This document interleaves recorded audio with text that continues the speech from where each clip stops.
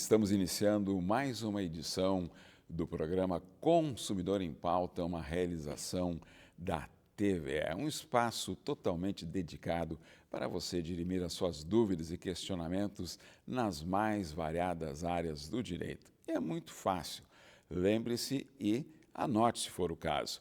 Mande por WhatsApp 51945-946-773 ou, se preferir, para o nosso e-mail consumidorempauta@tve.com.br. E lembro também, você pode assistir todos os programas no nosso canal no YouTube. É só ir lá conferir.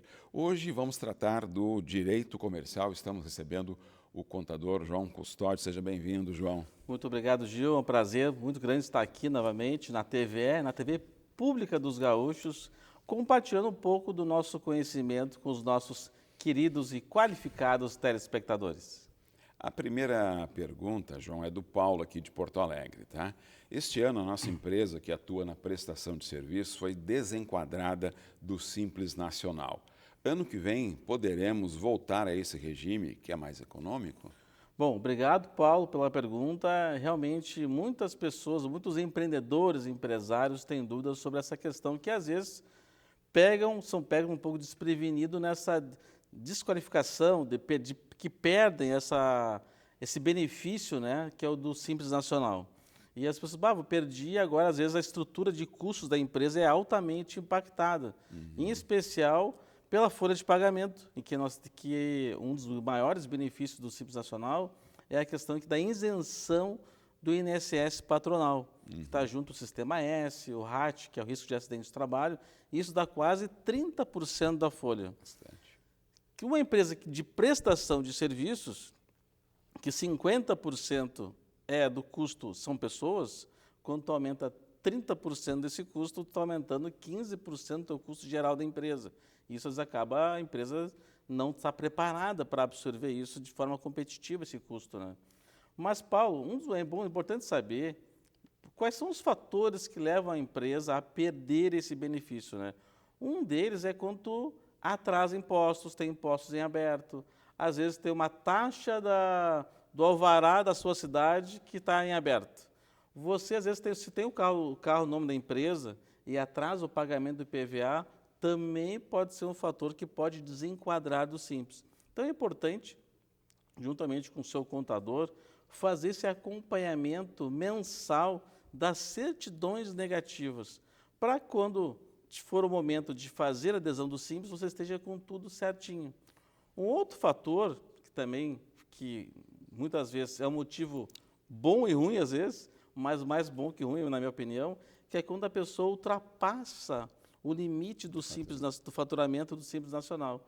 E isso faz com que é um bom sinal que a empresa está crescendo, mas, ao mesmo tempo, nesse crescimento, o empresário não programou esse aumento de custo, né?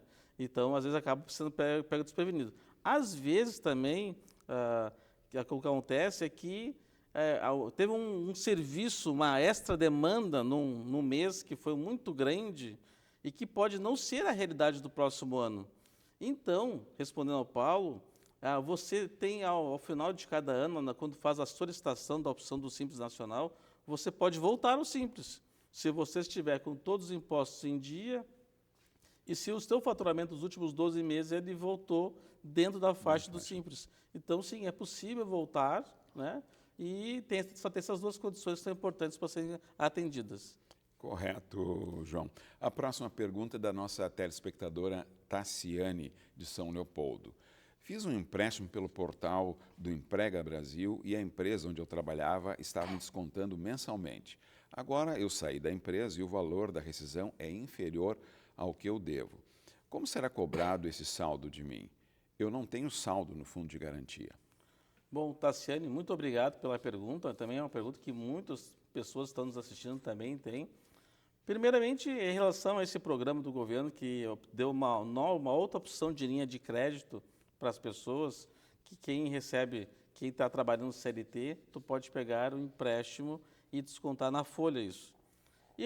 Tem pessoas que criticam essa solução que o governo deu, que as pessoas podem se endividar mais, mas eu entendo que ter mais uma opção de crédito é importante, né? Se a pessoa realmente vai usar de forma organizada e planejada esse recurso, né? Às vezes, de repente, ela está com uma dívida no cheque especial, está com uma dívida no rotativo do cartão, com juros muito altos, deve ser uma excelente alternativa. Tem que ter o cuidado só saber, ao fazer ali a comparação das instituições financeiras, a taxa de juros, porque em alguns casos os juros, às vezes, é mais alto do que o próprio banco que tu tem conta está te oferecendo. Então é importante ter esse cuidado. Mas no caso da Tassiane, ela falou o seguinte, que ela está saindo de uma empresa e o valor rescisório é inferior ao que ela deve e que ela não tem mais o fundo de garantia disponível. De repente, ela já usou para um financiamento imobiliário, para algum tipo de outra linha de crédito que é feito com cartão com fundo de garantia. Então, ela está perguntando, já, o que eu faço agora? O valor da minha rescisão é inferior ao que eu devo. Então, Tassiane, esse valor que tu deve, no próximo empresa que você vai trabalhar CLT, ele continuará descontando. Então, em relação a isso, você pode ficar tranquila, né, que que esse valor você vai conseguir continuar pagando na modalidade que você estava fazendo antes, e no próximo emprego você vai continuar, porque tu faz 24 vezes, né? Sim. E isso leva um tempo, né? E se tu vai te pagar à vista também é muito alto, pagar de uma vez só. Então, tu vai continuar pagando no seu próximo emprego, descontado do seu salário mensal. A próxima pergunta, na verdade, é uma dúvida, até um pedido de orientação, João, da nossa telespectadora Clarissa, aqui de Porto Alegre. Aliás, algo que acontece com a maioria das pessoas, que está mais até no campo emocional. Sempre fico nervosa nas entrevistas de emprego. O que eu posso fazer para ficar mais calma e preparada? Pergunta a Clarissa. Bom, Clécio, muito obrigado. Realmente, às vezes é normal, quando a gente vai participar, ainda mais se tu fica um tempo desempregado, tu fica nervoso, né? Tu está precisando, às vezes tu é uma mulher que é a principal renda da casa, às vezes, né? Ou uma pessoa que também é um chefe de família, ou uma chefe de família que está precisando daquele recurso, tem contas a pagar, tu começa a ficar nervoso que tu começa a ter dificuldade, né? De arrumar uma nova função e uma nova atividade profissional para poder honrar seus compromissos, né? De água, luz, telefone, aluguel. Então, é normal. Mas, Clarissa, uma coisa que eu falo.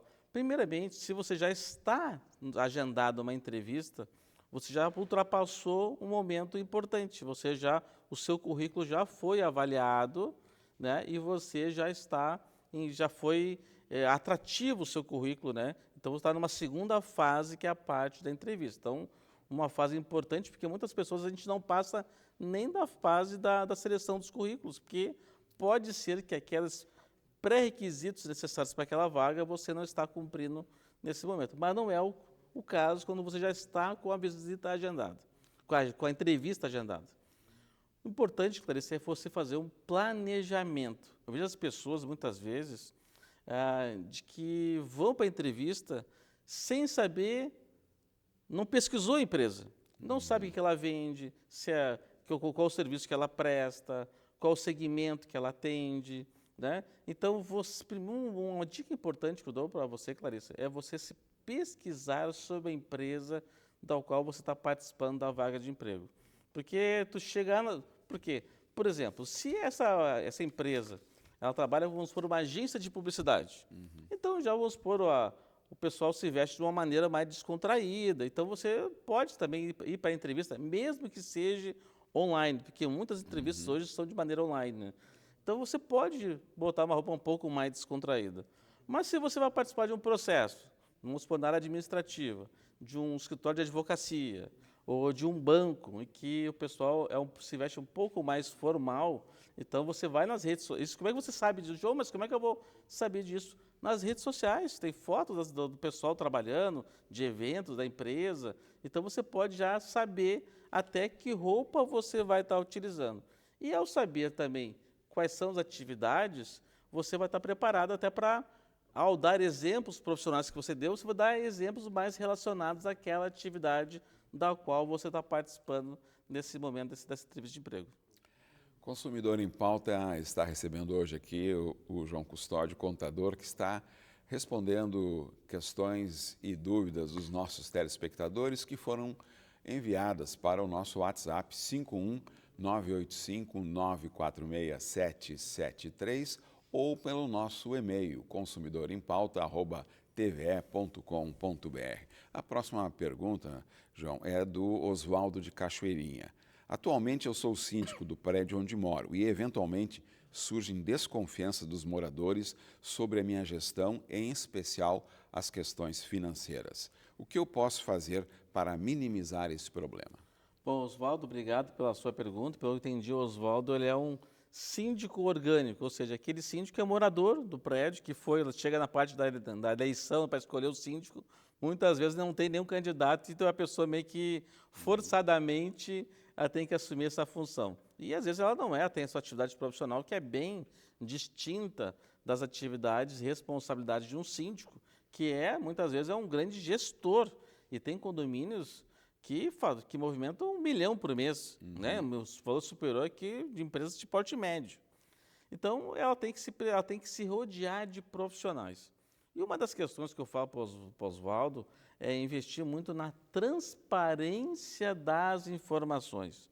Tem condomínios que têm até essas informações disponíveis no aplicativo lá do condomínio, no site da imobiliária. Então, importante é ter essa transparência. Mas um outro profissional que pode ajudar muito também, Oswaldo, é contratar um serviço de uma empresa de uma auditoria preventiva. Porque daí, mensalmente, periodicamente, que pode ser mensalmente, ou bimestralmente, ou trimestralmente, esse profissional faz uma análise de toda a documentação do condomínio e gera um parecer. Muitas vezes está faltando lá uma nota fiscal de um serviço que foi realizado, mas futuramente pode dar um problema para ele, ou um contrato de uma prestação de serviço que foi feito, mas falta a assinatura de uma das partes. Então, tu ter esse profissional vai te dar essa segurança e, ao mesmo tempo, vai te dar uma segurança para o síndico e para os condôminos. Olha só, as minhas contas estão sendo auditadas periodicamente e tem aqui o laudo do auditor, até eventualmente aparece uma pendência, mas rapidamente eu consigo resolver. Porque, às vezes, se tu for fazer isso após 2 anos, tu já não estão o fornecedor até já fechou as portas, tu não consegue uma nota fiscal, já não tem mais como resolver. E ao tu ter um serviço desse, tu já vai acompanhar mensalmente, periodicamente, as potenciais pendências.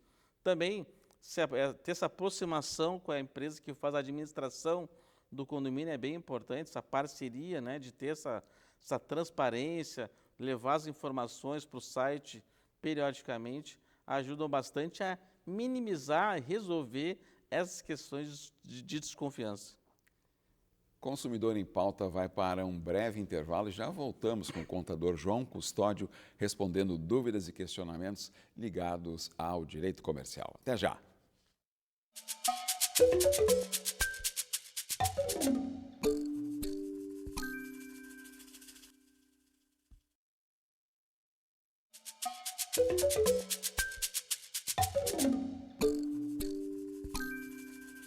Estamos de volta com o programa Consumidor em Pauta, uma realização da TVE, um espaço totalmente dedicado para esclarecer suas dúvidas e questionamentos nas mais diversas áreas do direito. E é muito fácil, você envia para o nosso WhatsApp 51985946773 ou, se preferir, para o nosso e-mail consumidorimpauta@tve.com.br. E vale a pena mais um lembrete também. Você pode assistir todos os programas no canal da TVE no YouTube. Hoje estamos tratando do direito comercial, recebendo aqui o contador João Custódio. A próxima pergunta, João, é do senhor Leandro de Alvorada. Tenho uma pequena rede de restaurantes e peguei alguns empréstimos pelo Pronamp. Mas agora começaram a vencer as primeiras parcelas em um período de baixa, que é o inverno, e fiquei muito apertado. Onde eu posso ter falhado? Bom, queria agradecer ao telespectador pela pergunta, né? Porque às vezes realmente o Pronamp foi uma alternativa de um empréstimo que tem até uma questão de uma carência, muitas vezes 6 meses. E quem sofreu com a enchente foi uma excelente alternativa de capital de giro, né, Gil? De poder se fazer a pequena reforma, de se colocar em funcionamento novamente, né? Porque a pessoa ficou um tempo fechado, não teve receita e as contas continuaram por ali. Mas também tem casos em que às vezes a pessoa nem foi tão impactada e talvez nem às vezes precisaria do recurso, e às vezes até tira o valor de quem realmente precisa e às vezes acaba pegando muitos de vários bancos. Ou se você precisa de uma linha, vamos supor, de 50 mil e tem lá disponível em 3 bancos 200 mil. O que aconteceu? As pessoas, não, vou pegar todos esses empréstimos. Só que eles, se tu realmente não tem aonde investir e pegar por pegar, e talvez, às vezes, até direcionar para investimentos pessoais, acaba impactando, porque o empréstimo, uma hora, chega às parcelas para vencer. Então, o que eu falo assim que para o telespectador, para os nossos telespectadores, quando surgem essas oportunidades de empréstimo, a ter muita cautela. E até o Pronamp, ele pega a Selic mais um percentual. Como a Selic está muito alta, em torno de 15%, que o mais os juros do banco fica em torno de 20% ao ano, e às vezes é um juro relativamente, não é tão em conta assim, em virtude da taxa Selic. Então é importante assim tu ter muito cuidado, seja Pronamp ou outras linhas de crédito, ter essa cautela para saber o que você realmente vai estar investindo esse dinheiro. Porque você não está bem claro para você, ou você não sabe quanto que esse investimento vai dar de retorno, você tem que ter cautela, porque depois chegam as parcelas e vão chegando... Às vezes eu vejo negócios rentáveis e com um problema de caixa no final do mês. Por quê? Porque tem muito empréstimo, o negócio é sadio, tem lucro, mas o lucro totalmente ele é sugado para pagar esses empréstimos e, claro, os seus juros, né? Então, eu destaco assim, essa importância de ter muita cautela. Depois que já pegou esses empréstimos, é fazer juntamente com o consultor, com o seu contador, sentar e tentar minimizar o máximo possível de despesas, porque às vezes com o tempo, hein, Gil, quando as coisas estão bem, a gente começa a pegar muitas pequenas despesas. É uma assinatura de um streaming que a gente pega de outra assinatura de outro streaming, pega talvez um funcionário que talvez não precisava, está em época de baixo, daqui a pouco a equipe tem que ser ajustada. Em restaurantes também tem muita contratação de freelancers, de pessoa que trabalha sexta, sábado, domingo, em feriados. Daqui a pouco tu está acostumado a contratar 10, e agora nessa nova realidade de baixa tem que contratar 3. Então é repensar um negócio e minimizar o máximo, reduzir o máximo possível das despesas. Tá certo. O telespectador Jamal de São Leopoldo pergunta: possuo um pequeno supermercado há 5 anos e tenho, felizmente, crescido a cada ano. Surgiu a oportunidade de comprar o terreno do lado e ampliar o negócio. Também apareceu um potencial sócio disposto a investir e trabalhar na empresa. Aí a pergunta dele, né, esperando a tua orientação, né, diante desse cenário todo de muitas oportunidades e de crescimento, quais cuidados que devo tomar a fazer uma sociedade, João? Gil, essa é uma questão muito importante. Parabéns para o nosso telespectador, qual é o nome dele mesmo? Jamal. O Jamal, parabéns para o Jamal pelo seu crescimento do seu negócio, certamente em virtude de muito trabalho, dedicação, planejamento. E chega um momento que daqui a pouco a gente começa a repensar essa oportunidade de continuar crescendo, e às vezes se surgir um investidor com valor, acaba facilitando e crescendo mais rapidamente, que é realmente algo a ser pensado, né, ter parceiros. Agora, Jamal, né, o importante é tem que ter muito cuidado ao chegar um novo sócio da empresa. Primeiro ponto é deixar qual o papel de cada um nessa empresa. Quais serão as responsabilidades? Quais serão as alçadas? Quantas despesas, investimentos serão feitos? Tem que ter a assinatura dos 2 sócios. Né? Então, deixar o papel de cada um bem claro. Outro ponto importante é o contrato, né? O contrato lá de constituição da empresa, e um contrato também à parte de políticas de vocês vão estar adotando, de gestão do negócio. Deixar isso bem escrito. Um contrato, uma constituição, essa alteração contratual vai ser feita, botar bastante parte das regras nesse contrato, ou até mesmo um contrato à parte, para definir muitas as responsabilidades, competências de cada um, deveres e direitos. E também no contrato social, já é importante, Jamal, é ver alternativas de saída. Porque geralmente o pessoal faz o contrato, mas não pensa como é que vai sair. E se der ruim? E se a sociedade não der certo? Como vai ser feito a saída desse sócio descontente? como é que ele vai ser remunerado, como vai ser pago as cotas da empresa da empresa da qual ele é sócio. Então é importante também definir as regras de saída. A gente faz as regras de entrada, mas esquece, o importante é ver quais são as regras de saída. Como é que vai ser feito o pagamento, se vai ser feito à vista, se vai ser feito em 4 vezes, se em 50 vezes. Então isso é importante definir também as regras de saída, Jamal. Nesse caso do Jamal e outros tantos de telespectadores, João, a necessidade, pela tua resposta, fica clara de ele ter uma orientação também para constituir todo esse novo momento de oportunidades. Aí eu te pergunto, além de orientação na área contábil, financeira, existe possibilidade, por exemplo, o Sebrae tem algum outro suporte que possa ser dado na área de planejamento, porque expansão empresarial pressupõe planejamento também empresarial, né? Não, com certeza, o Sebrae tem ótimas consultorias que são oferecidas para o pequeno empresário também. Também tem consultores. Importante ter o apoio também de um advogado nessa parte da construção de um contrato, né, que é bem importante, porque eu tenho sócio há 21 anos, né, que as regras, e claro que muitas regras foram sendo acordadas durante esses 21 anos, e tem regras de saída também. Então é importante ter esse pensamento de planejamento. E às vezes também, falou dessa parte do crescimento, do planejamento, né? Se investiu dinheiro e os resultados não aconteceram como se estimava porque não teve um bom planejamento. Então é importante ter essa questão de ter o apoio do Sebrae, de uma consultoria, de outros profissionais que possam estar auxiliando nesse processo, não somente societário, de regras, mas também de crescimento da empresa. Nós temos mais uma questão aqui, João, também nesse contexto, e eu fico até contente e feliz, né, em trazer o questionamento aqui para você, de empresas que estão se expandindo, crescendo, novas oportunidades e também vivenciando aqueles momentos de obstáculos ou de dificuldades, que é o caso da Ingrid de Guaíba, tá?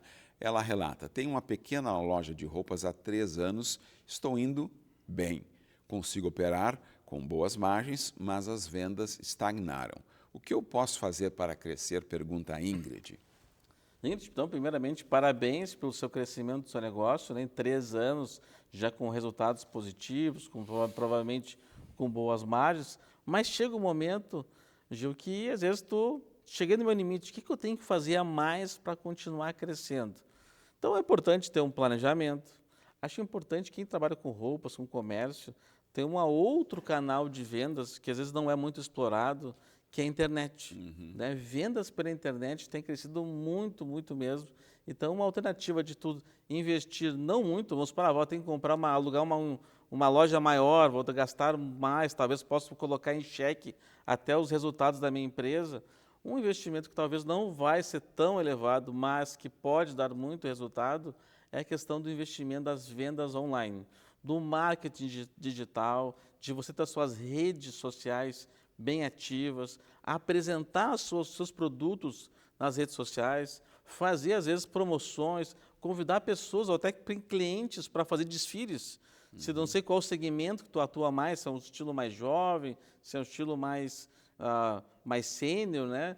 Que se é uma roupa mais feminina ou mais masculina. Então, você trazer os clientes e fazer essas ações, pequenos desfiles e mostrar porque chega também coleções, né, Gil? Chega coleções e seus clientes não estão sabendo dessas coleções. Então, você tem que divulgar isso. Então, essa questão da divulgação e de vender um pequeno canal, um site com vendas pela internet, pode ser uma alternativa bem em conta para poder continuar crescendo sem ter grandes investimentos com uma estrutura maior de loja.